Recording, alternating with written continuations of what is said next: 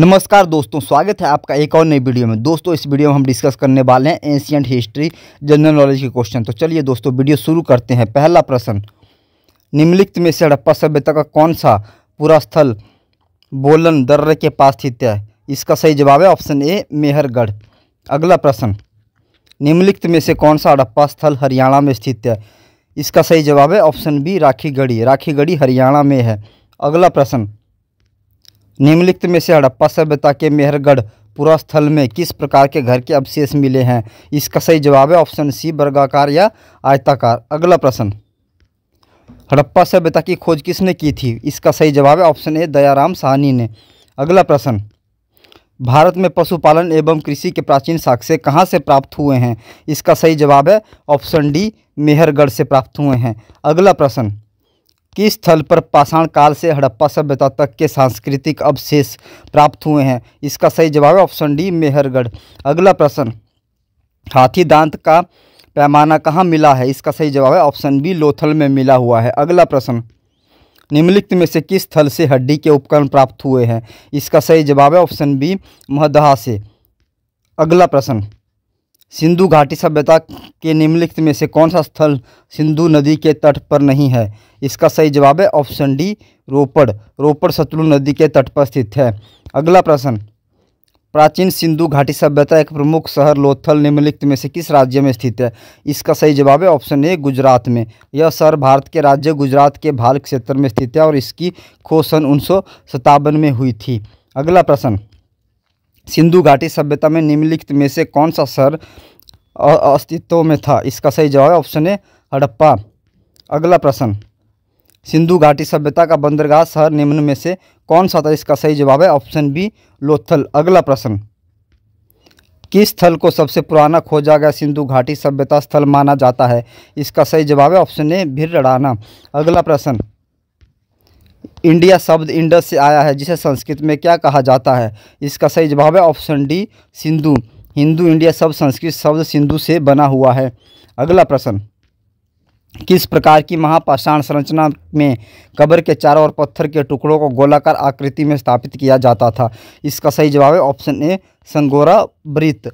संगोरा वृत्त प्रागैतिहासिक काल पत्थर की पंक्ति है जो समांतर मेगलिथिक खड़े पत्थरों की एक रैखिक व्यवस्था है। अगला प्रश्न, भीमबेटका की खोज कब की गई थी? इसका सही जवाब है ऑप्शन सी, वर्ष 1957-58 में।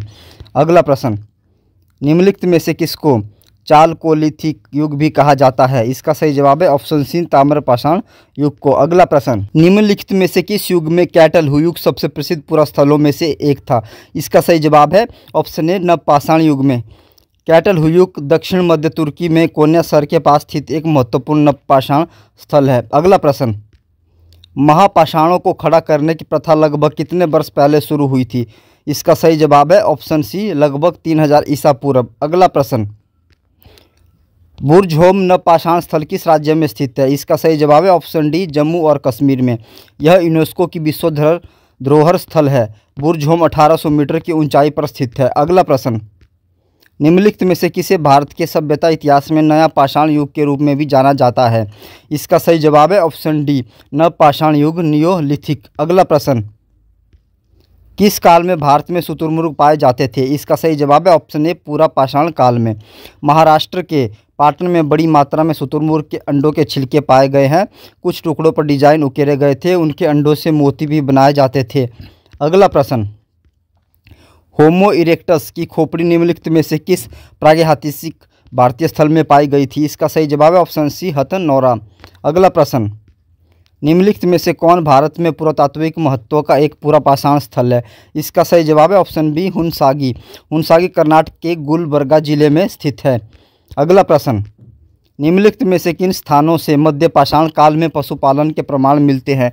इसका सही जवाब है ऑप्शन सी, बागोर। अगला प्रश्न, पहिए का आविष्कार कब हुआ था? इसका सही जवाब है ऑप्शन ए, नवपाषाण काल में हुआ था। अगला प्रश्न, एक शेल्ट नवपाषाण काल क्या है? इसका सही जवाब है ऑप्शन सी, एक उपकरण।